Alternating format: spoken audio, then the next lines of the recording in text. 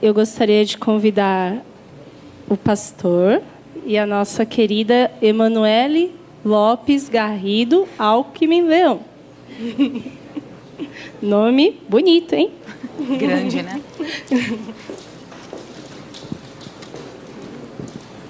A Emanuele, ela é graduada em Direito pela PUC Campinas, com estudos avançados em liderança. Ela implantou a Secretaria da Pessoa com Deficiência e Mobilidade Reduzida da Prefeitura de Campinas, recebendo o primeiro lugar no estado de São Paulo, em gestão pública, pelo Conselho Regional de Administração. Esse é o prêmio Guerreiro Ramos? Isso? Guerreiro. Possui vasta experiência em direito público e atuação na área de direito empresarial. Foi diretora de departamento consultivo na Prefeitura de Osasco em 2005 e 2006. E entre 2002 e 2005, trabalhou na Prefeitura de Campinas como chefe de gabinete da Secretaria Municipal de Assuntos Jurídicos e Cidadania. Atuou como professora de Direito no terceiro setor no curso de Gestão e Governança Social da Universidade Adventista de São Paulo, a UNASP, e ministra palestras e seminários sobre gestão de crises, performance de equipes e gestão da diversidade. E cursa MBA em Desenvolvimento Humano de Gestores na Fundação Getúlio Vargas. Amém. E o melhor disso é que a Manu é minha amiga. Deixa eu pode tirar isso. Queridos, antes de orar pela vida da Manu, eu queria só dar uma palavrinha por que a gente leu o currículo encurtado dela, porque tem algumas informações que ela não colocou, graduada no Ragai. Quando ela fez o curso Ragai, foi a oradora da turma, pelo destaque do desempenho dela. E o motivo da gente ler esse currículo e fazer e ressaltar isso tudo é para que você se sinta motivado a não desistir dos seus sonhos. Hoje nós vamos ouvir o testemunho de uma mulher que enfrenta o problema da cegueira total, desde uma tenra idade. Ela vai falar sobre isso, mas isso em nenhum momento foi um elemento para desmotivá-la. Muito pelo contrário.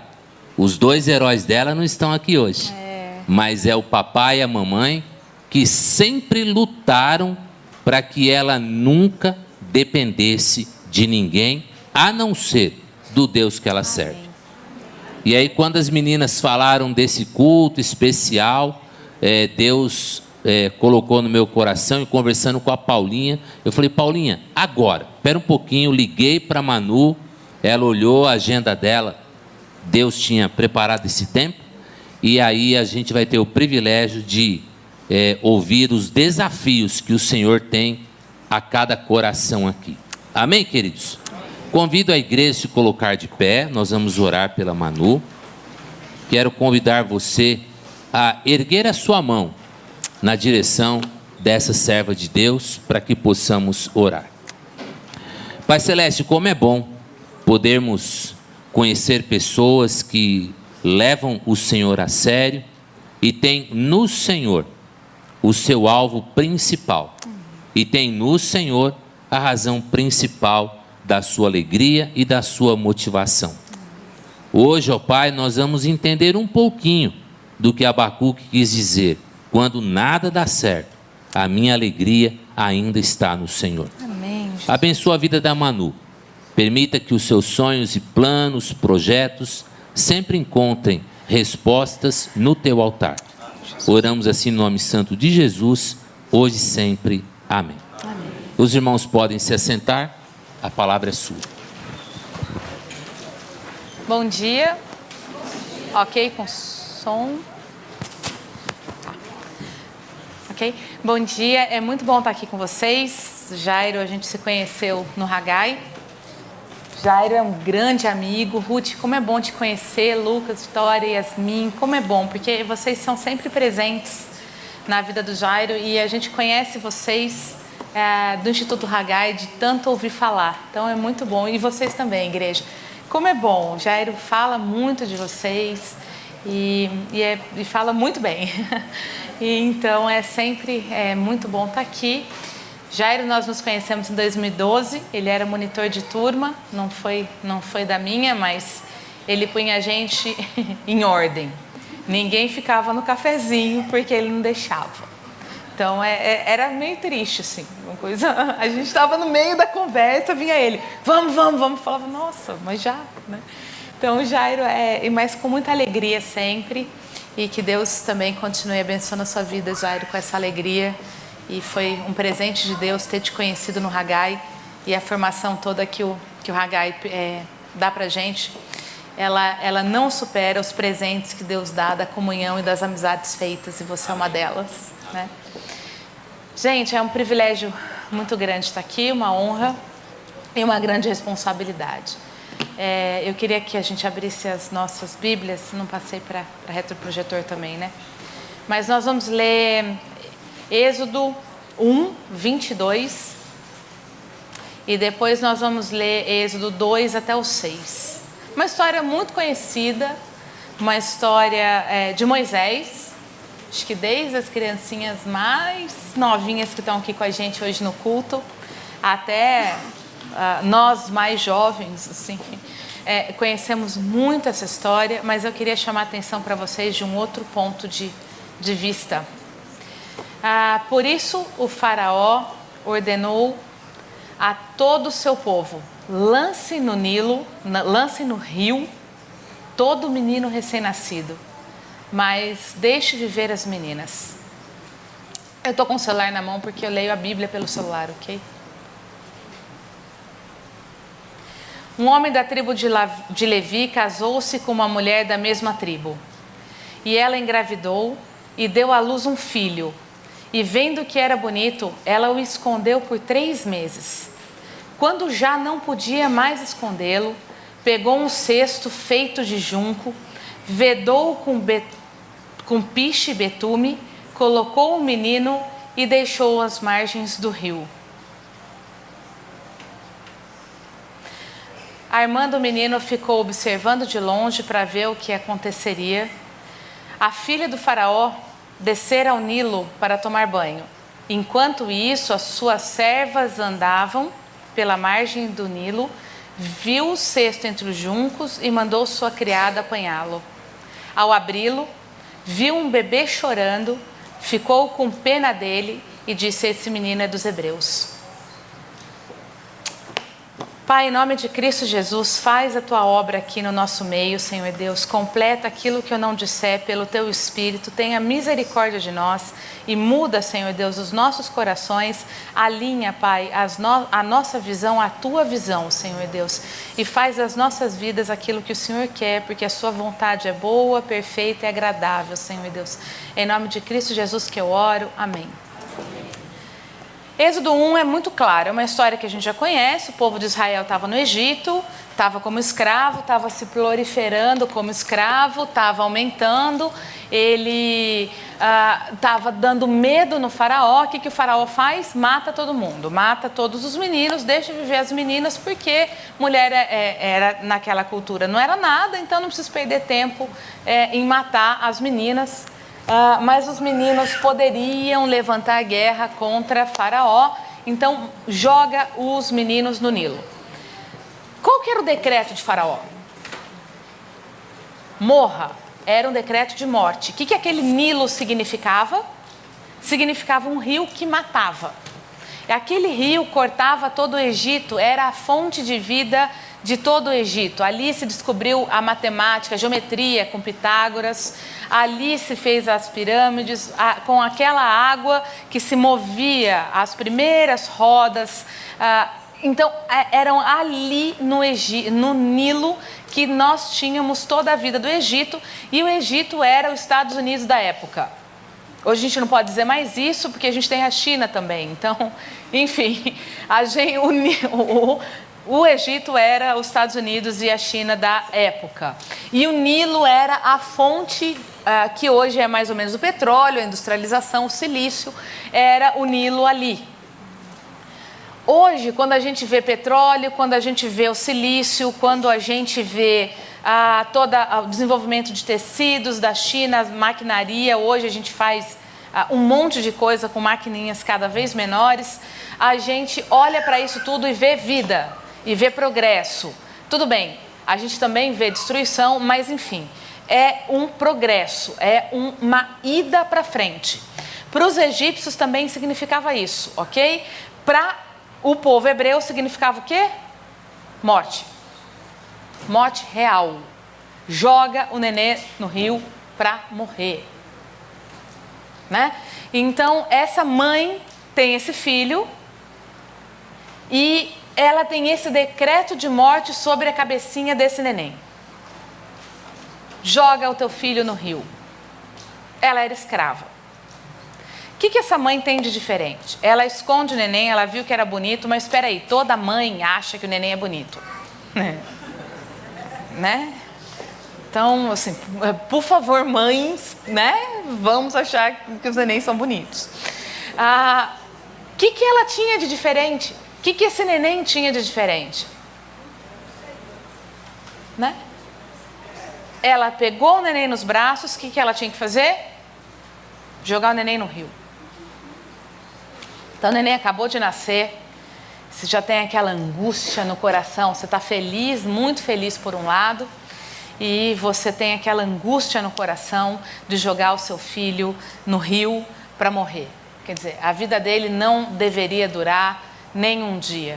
Essa mãe não tem coragem, essa mãe esconde o neném, e quando não dá mais para esconder, por que não dá mais para esconder? Gente, quem não obedecesse o rei naquela época era Deus, era o Deus do Egito. Quem não obedecesse o rei, o que aconteceria? Morria também. Então ela estava na grande dúvida, ou eu protejo um bebê que acabou de nascer, ou eu coloco a minha família, a minha vida, minha família, dos meus outros, pelo menos 2 filhos que a gente sabe que tinha, do meu marido, eu coloco todo mundo em risco porque a gente não obedeceu à ordem do rei, que era uma ordem de morte. Então chega naquela angústia daquela mulher que olhava aqueles 2 filhos crescendo, que estavam livres do decreto do rei, olhava para o seu marido, olhava para a sua vida nas suas noites de sono, quando ela acordava para amamentar o neném, o que ela pensava? Vai chegar um dia que eu vou ter que fazer uma escolha entre o meu neném e a minha família. E ela era escrava. E ela não podia contar para ninguém. E ela não podia dividir essa angústia com ninguém. E o rei continuava dizendo: matem os meninos, joguem os nenéns no rio. Essa mulher, quantas vezes, eu fico pensando aqui, não está na Bíblia, mas quantas vezes ela ia até perto do rio, olhava aquele rio e falava: meu Deus, o que eu posso fazer? Qual é o seu rio hoje? Qual é o decreto de morte sobre a sua vida? Existe? Quais as circunstâncias que você não pode mudar? Se eu perguntar para mim se eu queria enxergar, eu queria. Claro que eu queria. Tão mais fácil a vida. E gente, acredita em mim, é mais fácil a vida. Por mais que seja dura, vai. Claro que eu queria. Você acha que Deus, o Deus que eu sirvo, que você serve, não podia me curar? Lógico que podia, sabe por quê? Eu tive 2 cânceres com 6 meses de idade, um em cada olho. Na adolescência eu perguntei tantas vezes, por que você não deu um só? Tava bom já, né? Mas não, 2. E aí eu passei por quimioterapia, 8 horas, uma cirurgia de 8 horas, 6 sessões de quimioterapia até os 11 meses, então foi o caos. Várias vezes Deus preservou minha vida. Claro, corri risco de vida também durante 5 anos, aquela questão toda do câncer, e Deus preservou a minha vida, mas é claro que eu queria que Ele tivesse preservado pelo menos um olho. Mais fácil. Mas Ele não fez. Eu acho que a Joquebede também queria que o filho dela tivesse nascido um pouco antes daquele decreto. pouquinho antes só, já estava bom. Mas a vida é assim. E tirando as crianças que estão no meio da gente, todo mundo sabe que por mais que a gente sonhe e faça plano, a vida não é nem de longe aquilo que a gente achou que seria aos 10 anos de idade, ok? Às vezes é melhor, às vezes é pior, às vezes é diferente. Eu acho que aquela mãe, nunca servindo ao Deus Altíssimo que ela servia, nunca achou que ela teria que jogar o neném dela no rio. E o que fez ela de diferente, gente? O que fez a gente falar de Moisés 4 mil anos depois? 6, né? Tem gente que diz 6 mil anos depois. O que fez a 3 maiores religiões do mundo? Então, mais ou menos 4 bilhões de pessoas hoje no mundo conhecem Moisés como um patriarca, desde o muçulmano até os judeus e os cristãos. Todos nós, 4 bilhões mais ou menos de pessoas no mundo falam de Moisés. Por quê? Essa mulher, ela teve uma visão diferente. Quando todo mundo olhava o Nilo como um rio de morte, ela olhou esse mesmo Nilo como um rio de possibilidade. Por que ela fez o cesto? O que ela tinha na mão para fazer, gente? Ela era escrava. Os escravos trabalhavam com os serviços pesados e artesanais. Então faziam tijolo, faziam cestos, faziam as coisas com vime para amarrar as pedras, fazia essas coisas. O que ela tinha na mão? Esse material. Ela fez o cesto com o material que ela tinha na mão para fazer. Ela não tinha mais nada. Ela tinha um rei que mandava matar o filho dela. Ela tinha na mão betume, ela tinha o vime, a palha, ela tinha o piche. Porque ela era escrava, ela trabalhava com isso. Ela não tinha mais nada. Mas ela teve uma visão diferente. Ela saiu da caixa. Ela olhou aquele rio, que era um rio de morte, como um rio de possibilidade de vida. E ela pegou o que ela tinha, a única coisa que ela tinha na mão para fazer, que era o material que ela trabalhava como escrava. Ela pegou um pouquinho, fez aquele cesto, colocou o neném dela e falou: agora não é mais comigo. Agora é com Deus que eu sirvo. Mas ela tomou uma decisão, gente. Ela olhou aquele rio de uma forma que ninguém ousaria olhar. Ela olhou aquele rio de uma forma com possibilidades, enquanto todo mundo olhava aquele rio como o fim da vida. Ela falou: não pode ser só isso. O rio que dá a potência do Egito inteiro não pode ser o rio que só vai trazer morte para as crianças do meu povo. A minha mãe tinha um bebê nota 10 nos braços. Eu era o neném que nasceu perfeitinho, que no hospital recebi 10 e 10. Eu era, gente, o que a gente brinca do nenê do bebê Johnson da minha época.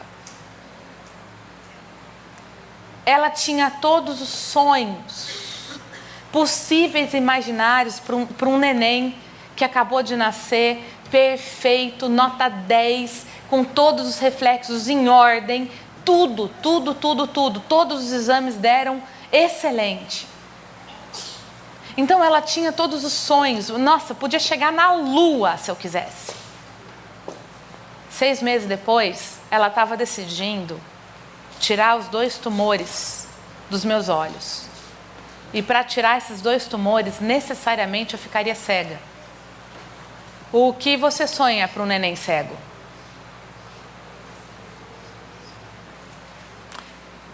Ninguém, em sã consciência, quando está grávida, passa a mão na barriga e fala assim, ai, o meu sonho é ter um bebê cego?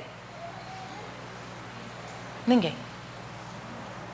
Ninguém sonha também, quando está grávida, que o rei vai mandar jogar o filho no rio. Ninguém sonha também em perder o emprego no meio da gravidez, nas vésperas do casamento, faltando um pouco para pagar a casa, ou tendo a geladeira vazia. Não é nosso sonho.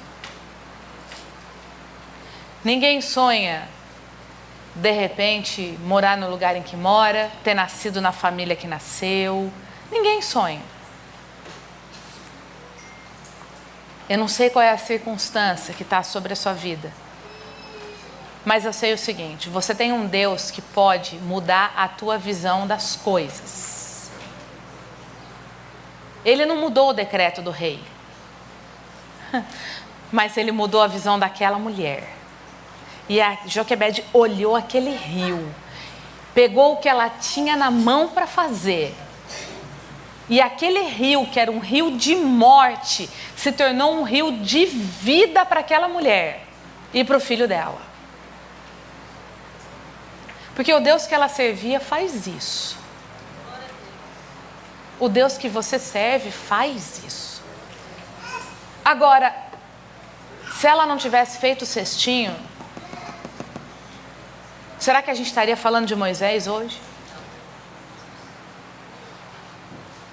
Se ela tivesse olhado aquele rio e falado, ai, tá vendo? É isso que tem na minha vida. Eu tive um filho, agora tenho que jogar no rio, porque se eu não jogar o rei me mata.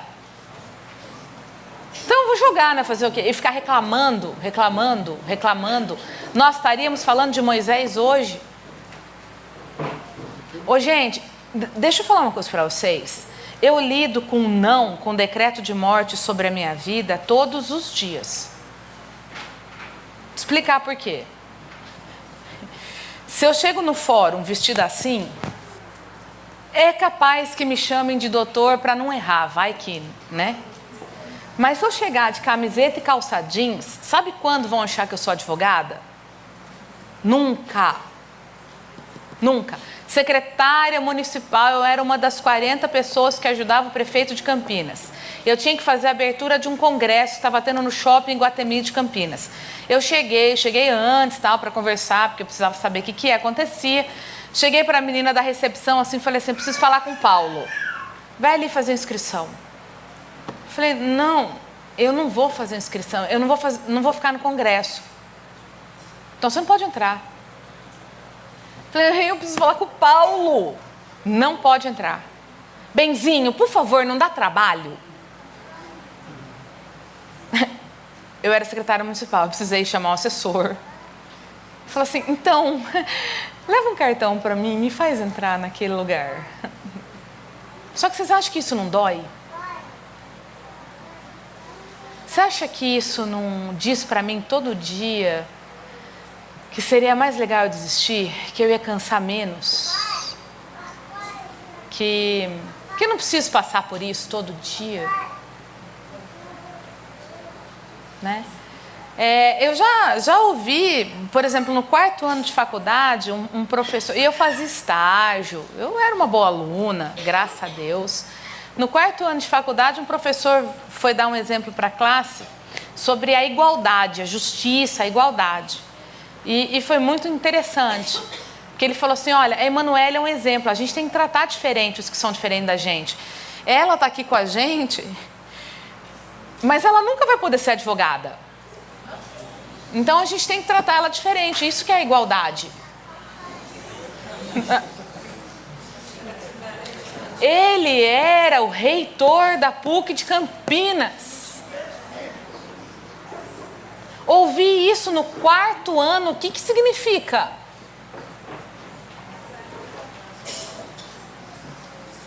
Quando eu fui prestar estágio na PUC de Campinas, tinham 3 vagas. Aí eu estava em 2º lugar, foi reduzido para 1 vaga. Eu fiquei de fora.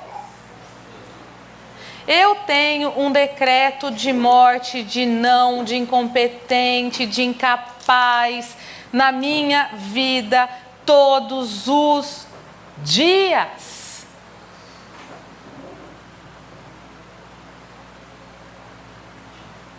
E você? E olha o que Deus fez com a minha vida.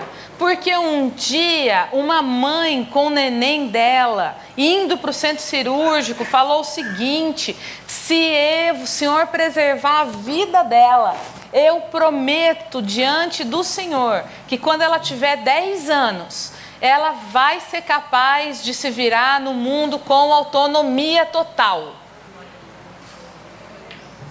Gente, olha a mudança de visão da minha mãe. Porque ela tinha todos os motivos para desistir de mim. O que você sonha há 38 anos atrás? Ai, que triste. O que você sonha? Acho que eu tenho que mudar de testemunho. O que você sonha para um neném cego naquela época? O que você sonha hoje? Já é difícil, é muito difícil. Imagina há 38 anos atrás. Mas ela mudou a visão, ela tirou a visão da falta, da cegueira, da doença e colocou a visão dela na vida, em Deus. A mãe de Moisés tirou a visão daquele rio de morte, daquele decreto de Faraó e colocou a visão dela em Deus que criou o rio. Você está colocando sua visão onde? Quando esse professor falou isso para mim, eu confesso para você que o 5º ano foi muito duro para mim. Porque tudo que eu ia fazer, eu lembrava assim, mas ela nunca vai ser advogada. E não era qualquer pessoa que falou isso. Era uma pessoa renomada em Campinas. Na verdade, na região. Era uma pessoa que podia, que se quisesse, podia dizer mesmo, ela nunca vai ser. E aí eu pensava no exame da ordem. Eu não tinha material em braille, gente. Não tinha livro. Não tinha internet quase ainda. 2001, não tinha tudo que tem na internet. Lei, aula, curso à distância. Não tinha nada disso. Celular, eu tinha que decorar os números. Não tinha agenda. Uma mensagem de texto eu achei que eu nunca pudesse mandar na vida. Só uma coisa, não aguento vocês postarem foto no Face e colocar assim, dispensa a legenda. Péssimo, porque eu não vejo a foto, né? Então, pelo amor de Deus, põe legenda, gente. Fala o que tem na foto. Ah, e põe aquela foto. Eu já fiz isso várias vezes também. Que vergonha, esqueço. Mas, assim, dispensa a legenda. Daí embaixo os comentários, ai, que show, que ninguém fala. Aí eu falo assim, ai, não dá pra saber. Mas eu estou no Face, no WhatsApp, no Instagram, no LinkedIn. Hoje em dia tem tudo isso. Mas na época eu não tinha livro direito para estudar para a OAB. Eu estudava com resumo, com escaneamento. E eu pensava no exame da ordem, e eu pensava naquele professor, e eu falava assim, é verdade, você quer saber? Ele tem razão. Ele tem razão. Eu nunca vou poder ser advogada. Só que eu tinha chegado até ali. E Deus, quando tem um propósito nas nossas vidas, Ele faz. E Ele alinhou a minha visão com a dele. E eu aprendi a não olhar para o não. Eu aprendi a olhar para quem criou as pessoas que dizem sim ou não. E se Ele criou a gente, se Ele criou tudo isso aqui, o não da criatura nunca vai ser maior que o sim do Criador. Então, meu primeiro trabalho foi a chefia de gabinete do jurídico de Campinas. Uma cidade que na época tinha 850 mil habitantes, um corpo de advogados, de 60 advogados, fora os assistentes, enfim, uma equipe de 135 pessoas abaixo de mim. E 2 pessoas acima. O secretário e o prefeito. E eu falava para Deus, não é que eu sou insuficiente porque eu não enxergo. Eu sou insuficiente porque eu tenho 23 anos e 9 meses de formada. Não enxergar ali não era... Passou a ser um detalhe. O meu problema era muito maior. E teve um dia que foi muito engraçado. O processo passou na mão do procurador-geral, de mais 3 advogados. Chegou na minha mão, eu peguei uma folha, falei assim, pelo amor de Deus, vamos correr, porque o prazo é hoje. O que está escrito aqui? E o prazo era naquele dia, 3 advogados tinham contado o prazo errado. Deus é instrumental na nossa vida ou não? Sim. Então, por que você não está fazendo o seu cestinho? Por que você não está olhando seu rio Nilo como um rio de vida? Por que você está na mesmice da visão dos nãos da sua vida? Realinha a sua visão. Olha para o Criador. É o Criador que está te dizendo sim. Olha, alinha a tua visão com a dele. A visão que ele tem de você é muito diferente do que a visão que o faraó tinha de Moisés. É muito diferente que a visão que aquele professor tinha de mim, que todo mundo, inclusive família, teve de mim depois que eu fiquei cega, nenenzinha. Hoje eu moro sozinha, eu faço faxina, que triste, eu não gosto. Não é porque eu não enxergo, é porque eu não gosto. Eu tenho que prestar mais atenção? Tenho. Varrer uma casa parece ser tão simples, né? Só que não é, porque a sujeira, a poeira não faz barulho. Então eu tenho que prestar atenção certinho onde eu estou varrendo. Eu faço comida, eu também não gosto. Mas eu faço. Tem que fazer, né? Outro dia eu estava fazendo aquelas panquecas americanas, assim. Aí eu tive que prestar atenção, porque eu tinha que pôr 2 colheres. E eu tenho que pôr certinho uma em cima da outra, mas eu não posso pôr a mão na frigideira, porque vai me queimar. Então eu tenho que, prestar uma atenção e colocar certinho para ela ficar redondinha. E não é que ficou, não acredito. Por quê? Porque uma mãe um dia falou o seguinte, olha aqui, quando ela tiver 10 anos, ela vai viver no mundo de forma autônoma. O que você está falando para a sua vida? O que você tem feito com a sua vida? Qual é a diferença que a sua vida tem feito? Você, mulher, a gente sabe, é para a gente que Deus dá a ordem de edificar a nossa casa. Ele vai dar a sabedoria, mas somos nós que construímos o nosso lar. Vocês sabem disso. Quando uma mulher decide fazer, gente, construir, ela faz. Infelizmente, é por isso que tem muitas famílias hoje que dão um jeito, apesar de não ter um pai. Porque a mulher decide fazer, e é para nós que Deus dá a missão de edificar. Quando a gente edifica a nossa casa, a gente edifica a nossa cidade, o nosso bairro, o nosso estado, o nosso país. Alguma coisa está acontecendo com a gente que a gente parou de edificar. Por quê? Qual é a diferença que sua vida tem feito? Milênios depois, a gente está aqui falando de Moisés. Milênios depois, a Disney, que é a Disney, fez um filme sobre Moisés. Porque uma mãe ousou olhar, em vez do faraó, para o Deus que tinha criado o faraó. E em vez de olhar para o rio, ela olhou para o Deus que tinha criado aquele rio. E ela fez um cesto com aquilo que ela tinha na mão para fazer, sendo uma escrava.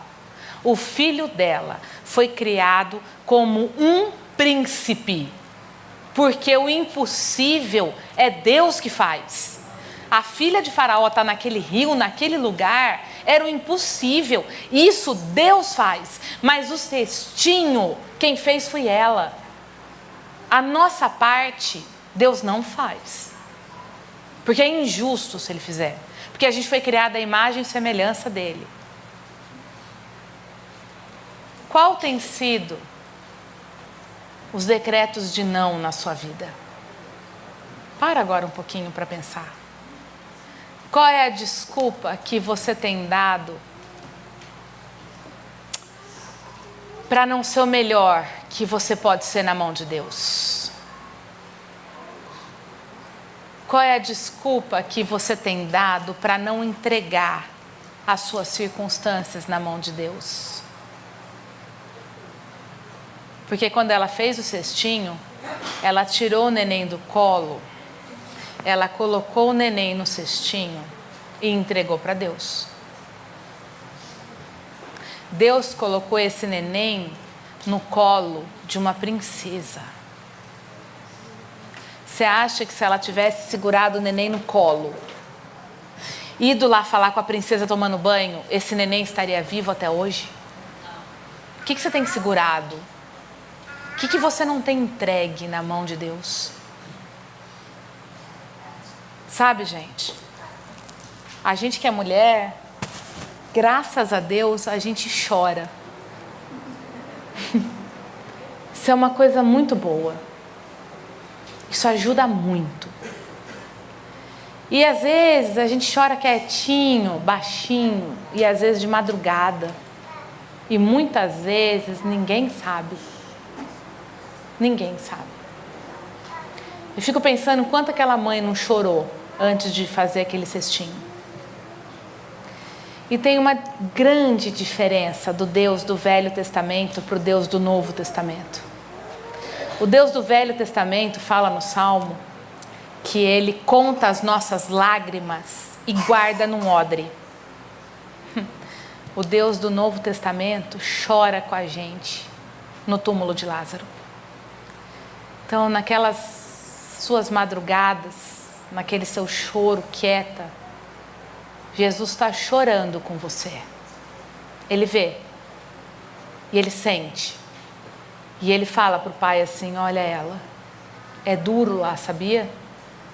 É difícil aquela situação. Eu sei que na minha vontade de continuar, mesmo com os nãos, nas minhas manhãs que eu não quero levantar da cama, porque o mundo está cheio de não, Jesus deve falar para Deus assim: tá vendo? Eu passei por isso lá embaixo. É difícil. E aí eu tenho certeza que o Espírito Santo vem e refrigera minha alma e me dá força. Porque eu levanto. Porque eu não queria levantar.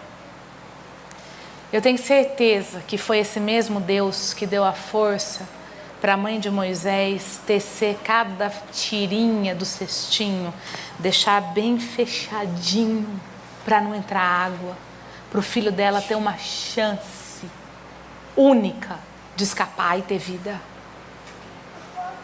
E quanto ela não deve ter chorado fazendo aquele cesto.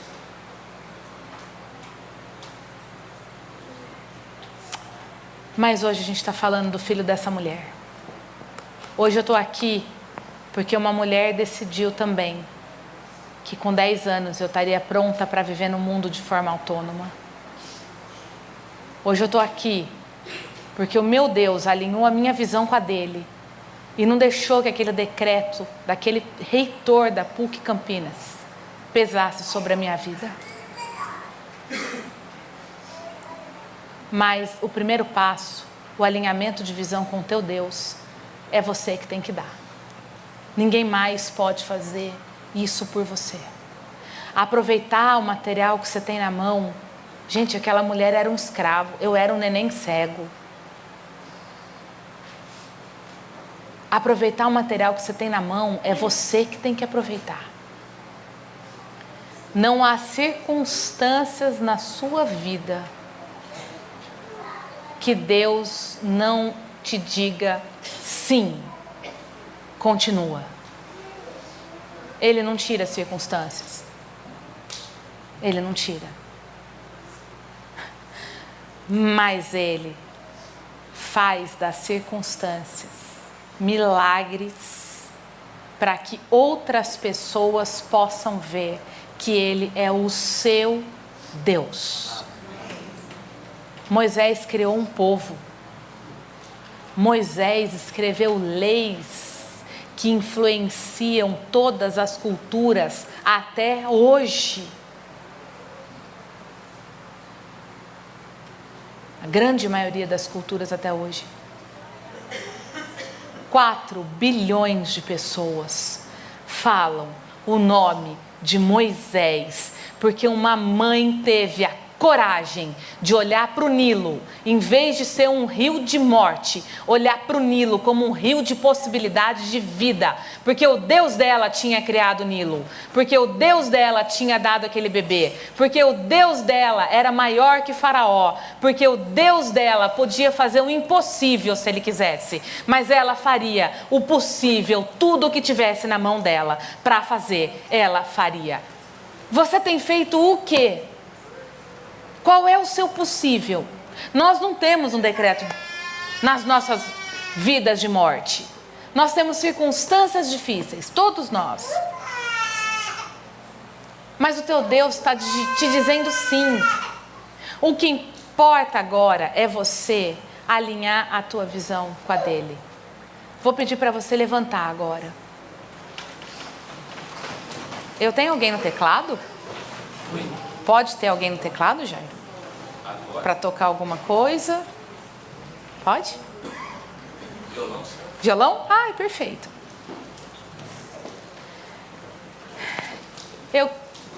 Você vai ouvir agora uma música.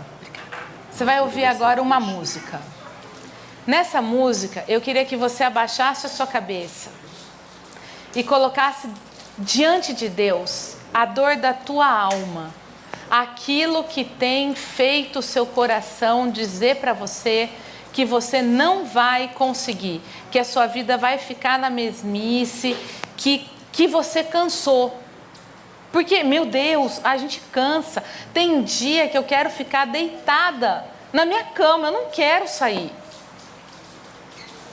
Porque para eu atravessar uma rua, eu tenho que pedir ajuda para não ser atropelada. Cansa isso. Eu queria que você rapidinho, 1 minuto, colocasse para Deus, pedisse para Deus sondar o teu coração agora. Mostrar para você qual é as circunstâncias que está impedindo você de ser o seu melhor, de realizar os sonhos que Deus tem para a tua vida. São circunstâncias internas, é da nossa alma. Eu queria que você colocasse diante do teu Deus os nãos que você recebeu na sua vida.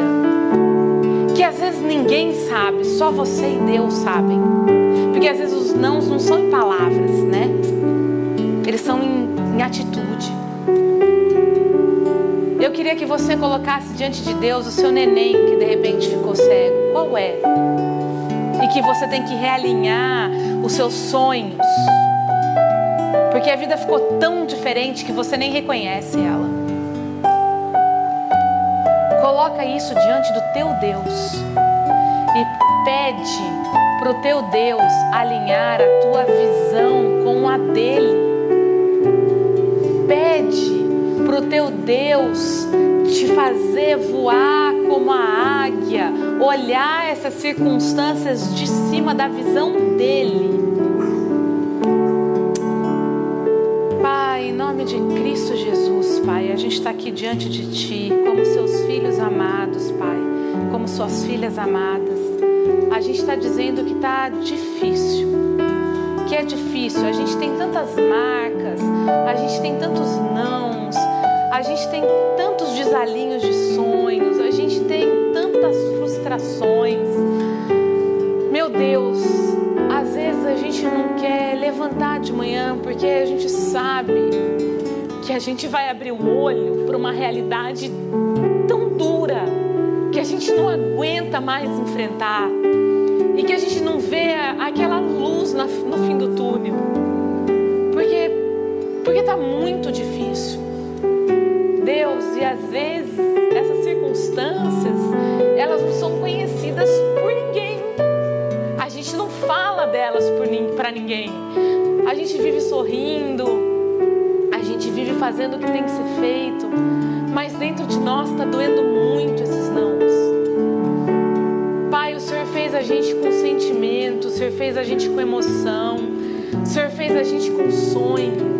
Então, meu Deus, alinha os nossos sonhos com o Teu, restaura os nossos corações, faz essas feridas abertas pelos nãos se tornarem cicatrizes, Pai, e forma um belo desenho da gente com essas cicatrizes, Senhor Deus.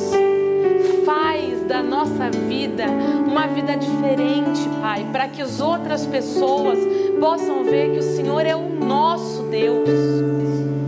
Pai, nós não estamos pedindo aqui para o Senhor mudar as circunstâncias. A gente só está pedindo para o Senhor mudar a nossa visão. Ajuda-nos a olhar para Ti, Pai. Ajuda-nos a olhar para o Teu sim. Ajuda-nos a olhar para a Tua cruz. Ajuda-nos a olhar para a Tua ressurreição, meu Deus. E ressuscita junto com a nossa visão os nossos sonhos, Pai. Faz isso para a glória do Teu nome. Faz isso para que a gente possa edificar as nossas casas, para que a gente possa edificar o nosso bairro, as nossas cidades, o nosso estado e o nosso país que precisa tanto da gente, Pai. Faz diferença nas nossas vidas. Alinha as nossas visões com a Tua e faz da nossa vida, Senhor Deus, um instrumento nas Tuas mãos.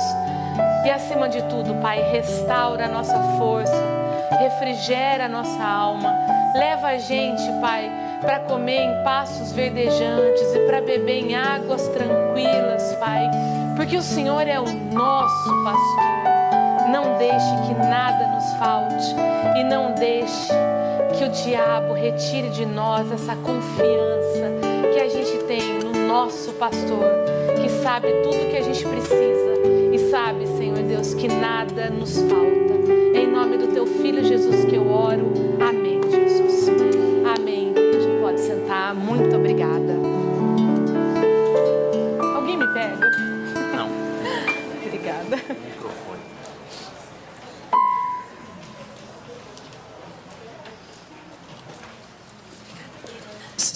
Queridos, essa imagem que está ao fundo, que dispensa a legenda, sua mãe. Essa imagem que está ao fundo é a foto desta heroína, Carmen Lúcia. O pai também é um herói. É um herói. É assim. Comprou maquininhas para fazer os negócios de braille, fazia a parte dele, mas a Carmen foi quem carregou o bebê. E tá aqui. E se eu fosse a Manu, eu mandava o meu currículo pro reitor da PUC. O homem diz não, mas o Senhor dá as respostas. Amém. Amém, queridos? Amém. Quero convidar a igreja a se levantar, a juntar-se ao centro. Manu, a nossa igreja é uma igreja pequena. É uma igreja que está disposta com 2 colunas de bancos, uma à direita e uma à esquerda, um corredor ao centro. Mas agora não tem mais ninguém na direita, nem na esquerda. Amém. Estão todos ao centro para orar por sua vida de novo. Amém? Amém. Pai Celeste, continua usando a tua serva para desafiar tantos corações para terem esta visão transformada pelo Senhor. Ajuda-nos, ó Deus, a compreender para onde o Senhor quer que nós olhemos. Jesus. E o que é que o Senhor quer que nós enxerguemos. Os nãos, o diabo planta, o mundo joga na nossa cara, mas a resposta vem do alto. Te louvamos por essa bênção e pedimos que a cada dia o Senhor continue a nos dar a graça de podermos olhar além das nossas córneas. Oramos assim por Jesus, hoje e sempre. Amém. Os irmãos podem se assentar.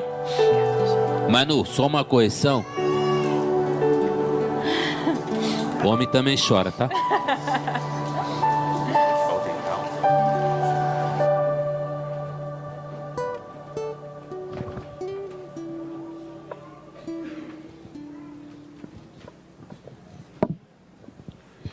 Irmãos, hoje também temos uma homenagem especial. Eu gostaria de chamar a Tati aqui à frente.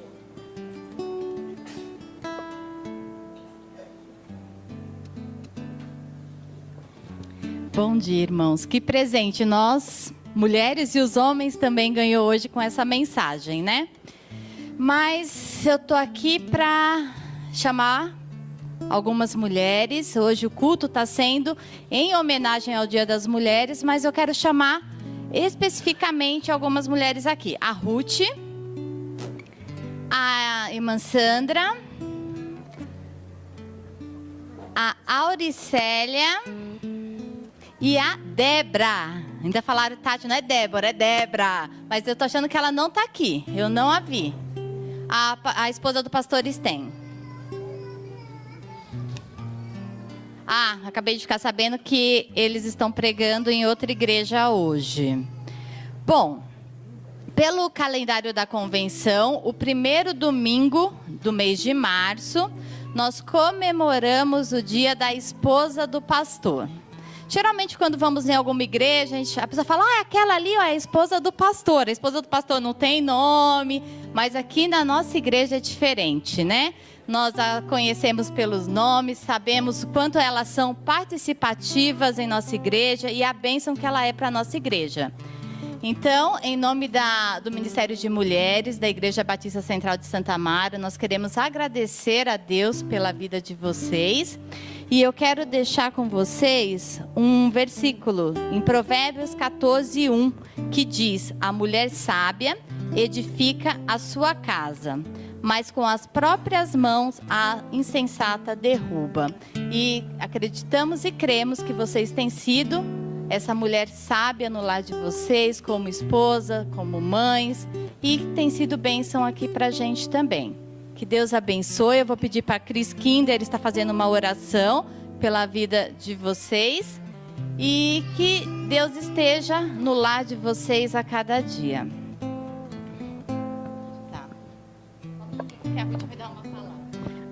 Não tem nem o que falar depois do que a Manu falou. Mas também, Manu, quando eu tinha 10 anos, eu tinha um sonho. Era casar com um homem rico, não trabalhar fora, e ter muitos filhos e ter uma empregada.